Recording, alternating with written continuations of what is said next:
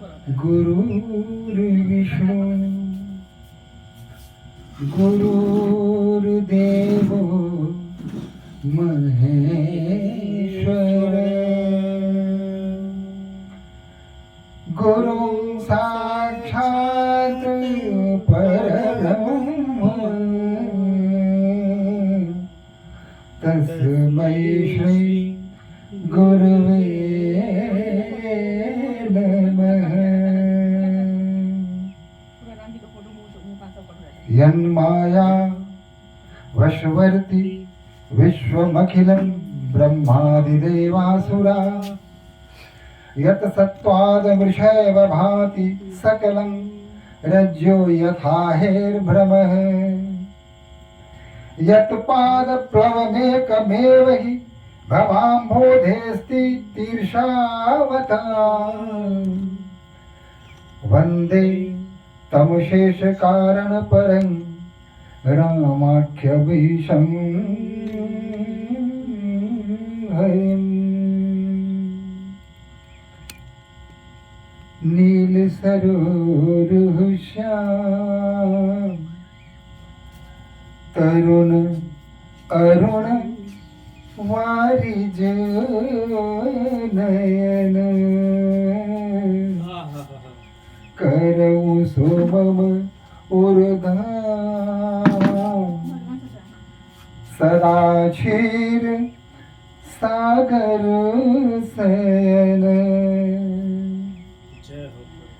बंदो गुरुपद पदुम परागा सुरुचि सुवास सरस अनुरागा अमिय मूरी में चूरन चारू समन सकल भवरुज परिवारू। एक बार बोलिए सियापति रामचंद्र की जय हो। पवन सुत हनुमान की जय हो। उमापति महादेव की जगत जननी अम्बे की वृंदावन बिहारी लाल की जय जय श्री सीताराम।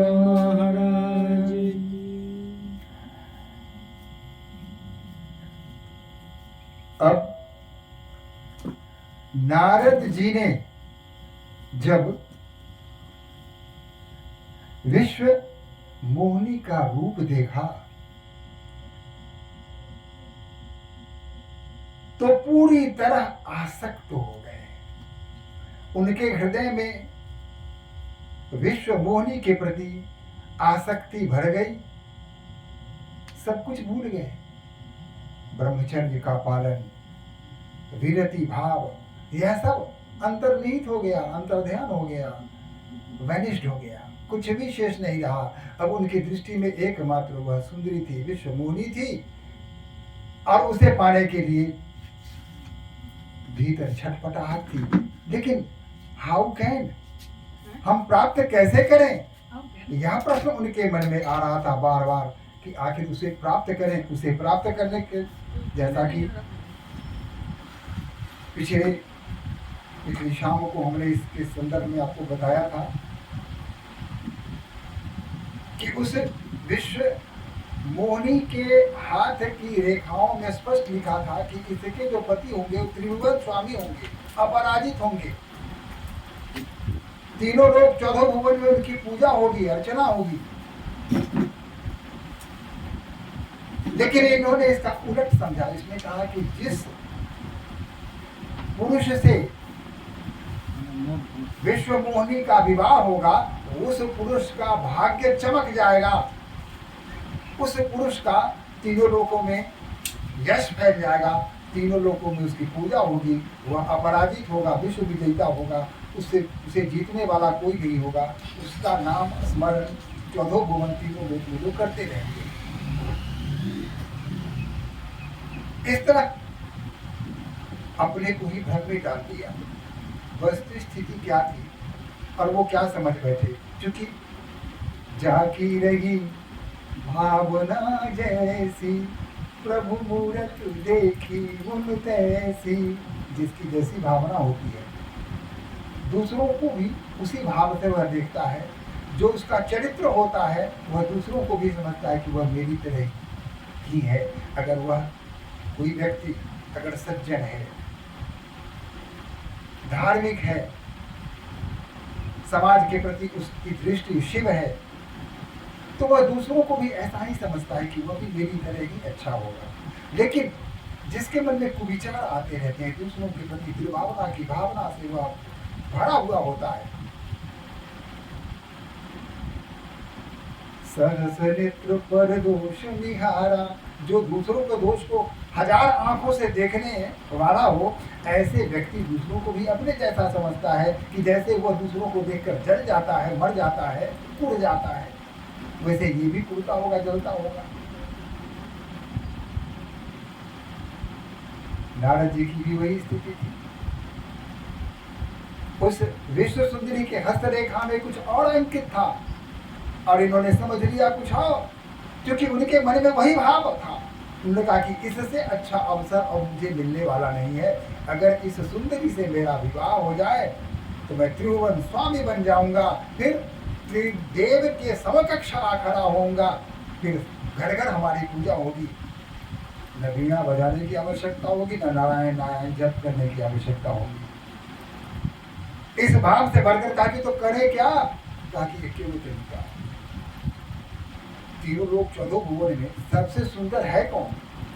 भगवान हरि से सुंदर और कौन हो सकता है? कहा कि अगर भगवान हरि अपना सौंदर्य, अपना मुख मुझे प्रदान कर दें तो निश्चित रूप से यह सुंदरी मुझे बढ़ेगी और इससे मेरा सहजतापूर्वक विवाह हो जाएगा, और इसके अतिरिक्त और कोई मार्ग मुझे दिखाई नहीं देता है। अब मेरे पास समय है भी नहीं, क्योंकि वरमाला लेकर वह स्वयं शीघ्र ही फिरने वाली है, स्वयंवर शीघ्र ही प्रारंभ होने वाला है। ऐसी स्थिति में समय का अभाव है, ऐसे में न जप कर सकते, न तप कर सकते, न तपस्या कर सकते, किसी चीज के लिए कोई अवसर नहीं है। अतः एक ही मार्ग है कि हम किसी भी प्रकार श्री हरि के चरणों में जाएं और उनसे उनका रूप मांग लें। यही हुआ। हरि सन मांगो सुंदरताई, हरि से उनकी सुंदरता मांग ले। हो ही जात गहरुवती भाई, मोरे हित हरि सब नहीं कोई। मेरे जितने हितैषी हरि हैं, क्योंकि उनका नाम तो हमेशा में देता रहता है, जहाँ जाता हूँ नारायण नारायण करता हूँ, तो मेरे लिए जितने हितैषी भगवान श्री हरि हैं, उस वैसा कोई नहीं है। यही अवसर सहाय सो हो, अब यही समय आ गया है। हे भगवान विष्णु नारायण नारायण, आप मेरी सहायता कीजिए। और गाने लगे, श्रीमन नारायण नारायण नारायण, श्रीमन नारायण नारायण नारायण, श्रीमन नारायण नारायण नारायण, श्रीमन नारायण नारायण नारायण, श्रीमन नारायण नारायण नारायण, श्रीमन नारायण नारायण। बस लग गए। भगवान श्री नारायण को की जाप करने लगे। बहुविधि विनय किन्नत ही काला, बहुत प्रकार से उनकी विनती की, प्रार्थना की। प्रगटे हूँ प्रभु कौतिक कृपाला, और भगवान विष्णु प्रकट भी हो गए। वैकुंठ में जाने का अवसर नहीं था, स्वयंवर प्रारंभ होने वाला था, जाने आने में समय व्यय होता, और यहाँ एक एक क्षण बहुत ही मूल्यवान है। अतः क्यों न भगवान श्री हरि को ही यहाँ बुला दिया जाए। और तब वही बहुविधि विनय किन्नत ही काला, बहुत प्रकार से विनय की, लेकिन भगवान भी ऐसे फट से पकड़ आ गए, प्रत्यक्ष आ गए। अब प्रभु लोक मुनि नैन जुराई, हो ही काज हुए हर साले। प्रभु को देखा, कहा गया अब बात क्या है, अब आज मेरी मनोकामना निश्चित रूप से सफल होकर रहेगी। प्रभु स्वयं आ गए, ज्यादा प्रार्थना करने की आवश्यकता नहीं हुई, उनका स्मरण किया और प्रत्यक्ष आ गए। अब अति आरत कपि कथा सुनाई, करहु कृपा करिहु सहाय। सारी बात सुना, पिछली घटनाएं बड़ी तो सब जानते थे, उन्हें बताने की आवश्यकता क्या थी। लेकिन इस प्रकार लवरेज हो चुके थे, डूब चुके थे वो, कि यह भी भूल गए कि सामने जो हमारे श्री हरि हैं वो सब कुछ जानते हैं, उन्हें बताने की आवश्यकता ही नहीं है।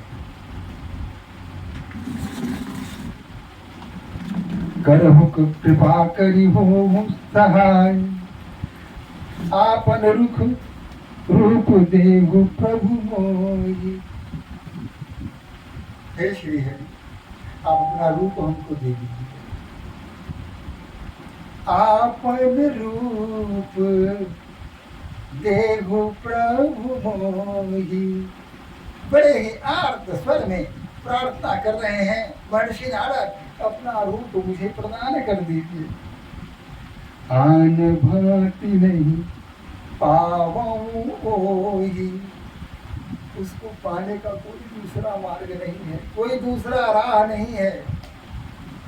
अगर उसे पाना है तो एकमात्र यही है उपाय कि आप अपना रूप हमको दे दीजिए।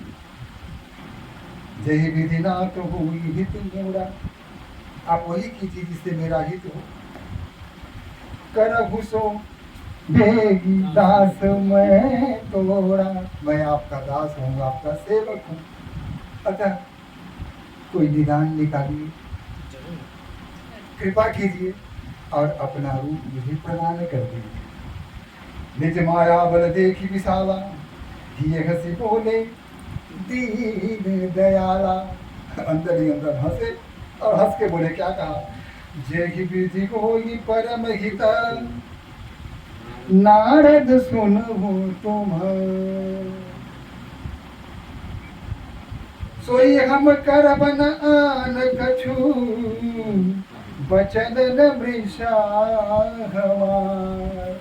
कहा कि नारद जी आप बिल्कुल चिंता मत कीजिए, निश्चिंत हो जाइए, मैं वही करूंगा जो आपके लिए भला हो, जो आपके लिए हितकारी हो, मैं वही करूंगा, आप चिंता मत कीजिए।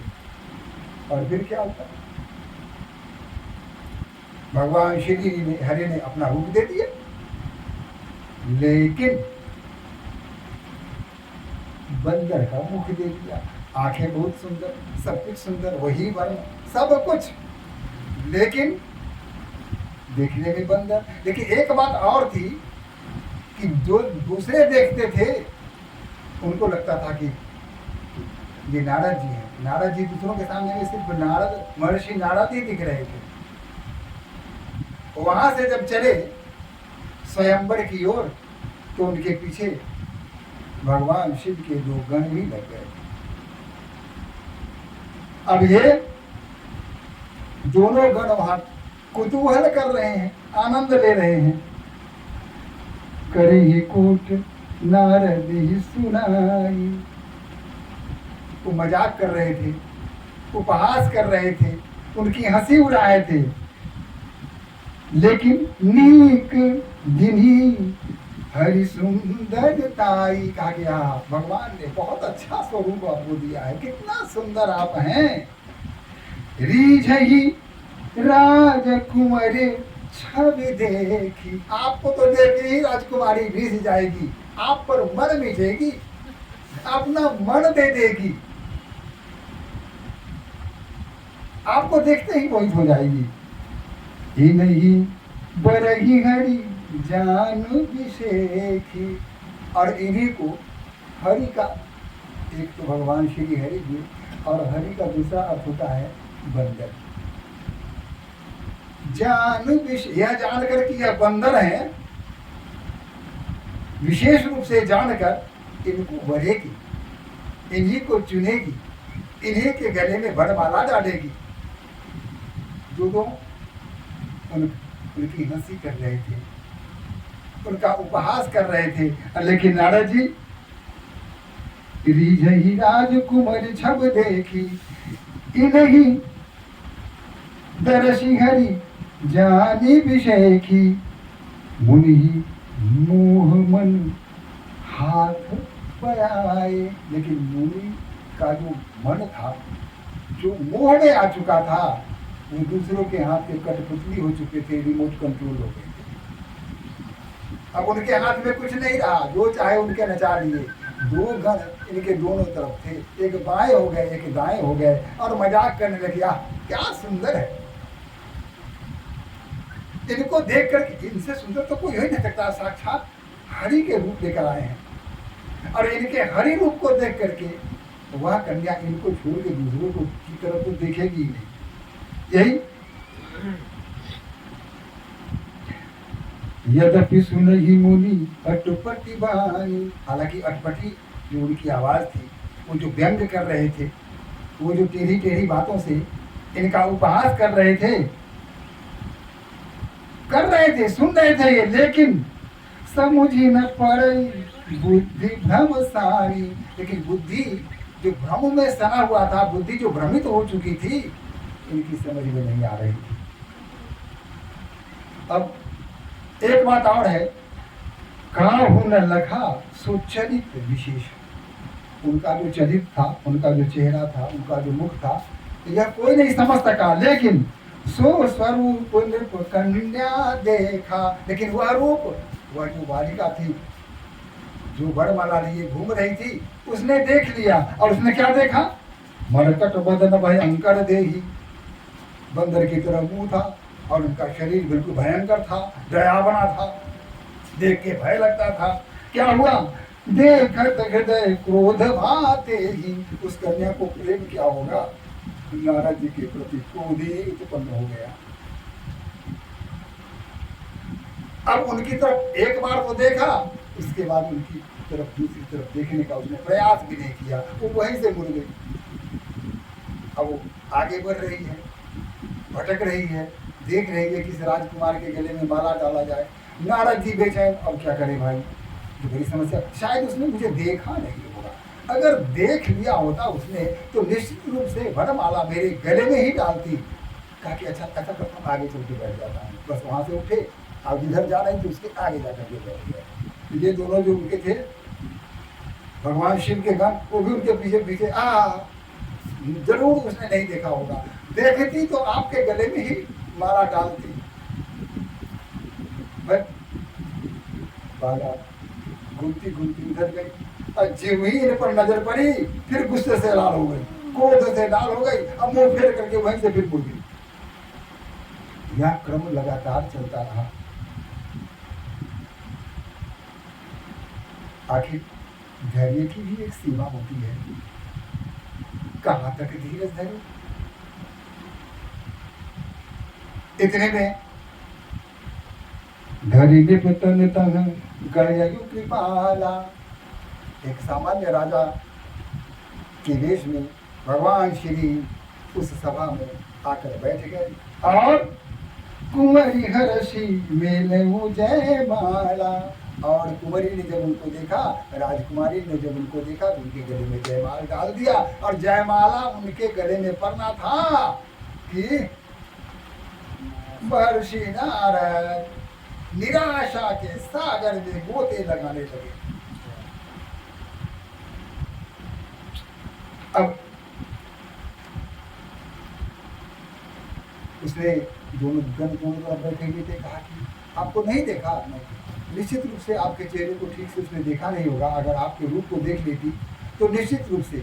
कहा कि लेकिन उसने मुझे देखा क्यों नहीं? मुझे लगता है कि उसने मुझे देखा, और देख के उसने देखा किया है, देख कर भी उसने मुझे नहीं देखा। फिर जोरों से हंसने लगेगा, ताली बजा बजा के हंसने लगे। ताकि तुम लोग हंस क्यों रहे हो? कहा कि अपना मुंह तो जा करके पानी में देख लीजिए। ताकि पानी में कहा ठंड है, बता देता हूँ। कि वो गया, बाल्टी उठा करके बाल्टी भर पानी लेकर के रख दिया, इसमें अपना मुंह देख लीजिए। जब उसमें उन्होंने अपना मुंह देखा तो देखा कि मुंह तो बंदर का है। क्रोध से आग बबूला हो गए, प्रचंड क्रोध मन में आ गया। कहा कि पहले तो उसी को श्राप दिया, कहा हो निश्चय जाए तुम कपटी पापी दो, तू अगले जा, तू दोनों निश्चय हो जा, तू राक्षस हो जा, तू दानव हो जा, क्योंकि तू पापी है, तू कपटी है। हंसे हूँ हम ही सो ले फल, तुमने जो हमारा मजाक किया, हमारी हंसी उड़ाई, हमारा उपहास किया, इसका फल तुम्हें यही है। बहुरी हंसे मुनि को, आज के बाद किसी मुनि को देखकर तुम हंसोगे नहीं, ऐसी सजा तुम्हें दे रहा हूं।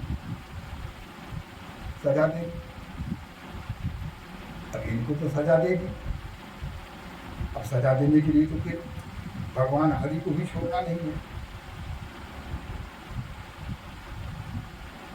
जब भगवान शिव माता पार्वती को यह कथा सुना रहे थे तो उन्होंने कहा था कि एक बार महर्षि नारद ने भगवान श्री हरि को शाप दे दिया। तो माता पार्वती ने कहा कि महर्षि नारद ने श्री नारायण को शाप दे दिया। निश्चित रूप से श्री नारायण ने कोई ऐसी भूल की होगी। यहाँ एक गुरु गोविंद दोनों खड़े, काको लागू पाओ, बलिहारी गुरु अपने, जिन गोविंद दियो बताए। गुरु और गोविंद में गुरु की प्रतिष्ठा पहले की गई है। अगर गुरु गोविंद दोनों हो तो किसके पहले किसका चरण स्पर्श करें, तो पहले गुरु का चरण स्पर्श करें, फिर गोविंद का, क्योंकि इस गुरु ने ही गोविंद के संबंध में हमें बताया है। अगर गुरु ने यह बात नहीं बताई होती तो हम गोविंद के संबंध में कुछ भी नहीं जान पाते, कुछ भी नहीं समझ पाते। इसलिए बलिहारी गुरु आपने, जिन गोविंद दियो बताए, बलिहारी आप पड़ जाओ गुरु कि आपने गोविंद के संबंध में, उनके बारे में, उनकी महिमा के संबंधित सारी बातें आपने हमें बताई। यहाँ माता पार्वती भी वही निर्वाह कर रही है। गुरु पर उन्होंने संदेह नहीं किया। उन्होंने ये नहीं कहा कि नारद ने, ये नारद जी कैसे दे दिए, और नारद जी ने श्राप दिया तो उन्होंने स्वीकार क्यों कर लिया। नारद जी की क्या हिम्मत की श्री हरि को श्राप दे देवे। ऐसा प्रश्न भी माँ पार्वती कर सकती थी, लेकिन उन्होंने ऐसा प्रश्न नहीं किया। उन्होंने क्या कहा, अगर महर्षि नारद ने, हमारे गुरु नारद ने श्री हरि को अगर शाप दिया है तो निश्चित रूप से श्री हरि ने ऐसा कोई अपराध किया, ऐसी कोई भूल की। संदेह नारायण पर उन्होंने किया, गुरु पर संदेह नहीं किया। यह गुरु की नहीं। अब चलते हैं। महर्षि नारद क्रोध से आग बबीले हो रहे हैं, आंखों से चिंगारियां फूट रही हैं और चल पड़े। जाते ही क्या कि अच्छा किया आपने, भक्तों पर जो आपकी कृपा है, अच्छी कृपा करते हैं आप। अगर यही कृपा करते हैं तो आप और कृपा मत कीजिए। यही कृपा की आपने। अरे मैंने तो आपका रूप मांगा था, और क्या दिया आपने, बंदर का रूप दे दिया। मेरा उपहास किया आपने, मेरी हंसी उड़वाई, मुझे लज्जित किया। पहला श्राप देता हूं कि यही बंदर आपका साथ देगा। आप बंदर के भरोसे ही कोई काम कर पाएंगे। वीर हनुमान जी इसके प्रत्यक्ष उदाहरण है। उसके बाद कहा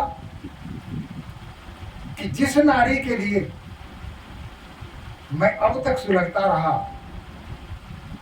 उसकी पीड़ा में जलता रहा, उसको पाने के लिए छटपटाता रहा, यही छटपटाहट आपके मन में भी होगी। आप भी वन वन में भटकते रहेंगे।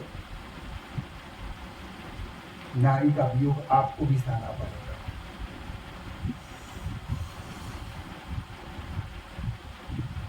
इस तरह से शाप उन्होंने दिया और आप सामान्य मनुष्य की तरह धरती पर जाएंगे और सामान्य मनुष्य की तरह अपना जीवन यापन करेंगे।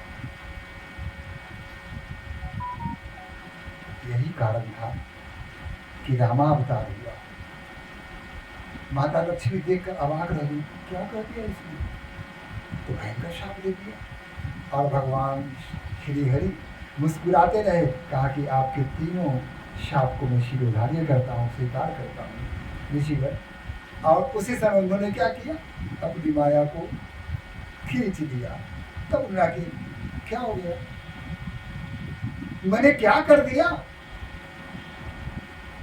स्वयं श्री हरि का अपमान कर दिया, उनको शाप दे दिया। कहा कि ये मुझसे क्या भूल हो गई, मैंने कितना बड़ा अपराध कर दिया, इसके लिए तो कोई भी दंड कम है, पर्याप्त नहीं है, आप मुझे दंड दीजिए। हे परमात्मा, मैंने जो भी आपको शाप दिए हैं उसे मैं वापस लेता हूँ। हरि ने कहा कि नहीं, हम तो भक्त के अधीन हैं और भक्त ने जो कह दिया वो तो हमें करना है। भक्त अगर मुझे कहीं से भी पुकार दे तो मैं वहां पहुंच जाऊंगा। हाँ कहते लक्ष्मी सुनी थी कहते गजराज। जब गज और ग्राह का युद्ध हो रहा था, एक हाथी पानी पीने गंगा में उतरा, नारायणी में उतरा।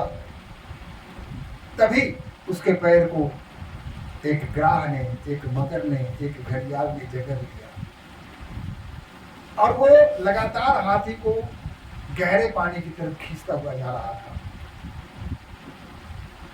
उस गज ने लाख प्रयास किए अपने को बचाने का, पानी से बाहर निकलने का लगातार प्रयास करता रहा, लेकिन इसमें सफल नहीं रहा।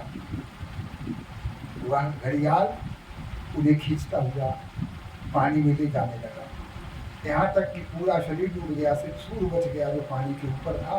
और तब उसने आर्तमन से भगवान श्री हरि को याद किया।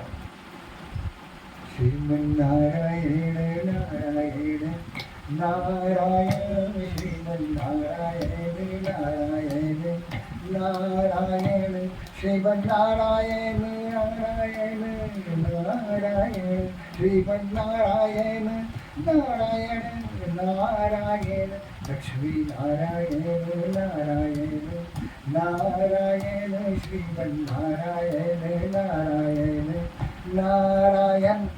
उस समय वैकुंठ में बैठे श्री नारायण चिंतित हो गए। माँ लक्ष्मी ने पूछा, क्या हुआ, आप किस सोच में पड़ गए, ऐसी कैसी चिंता आपके चेहरे पर परिलक्षित हो रही है, किस चिंता में आप लोग गए।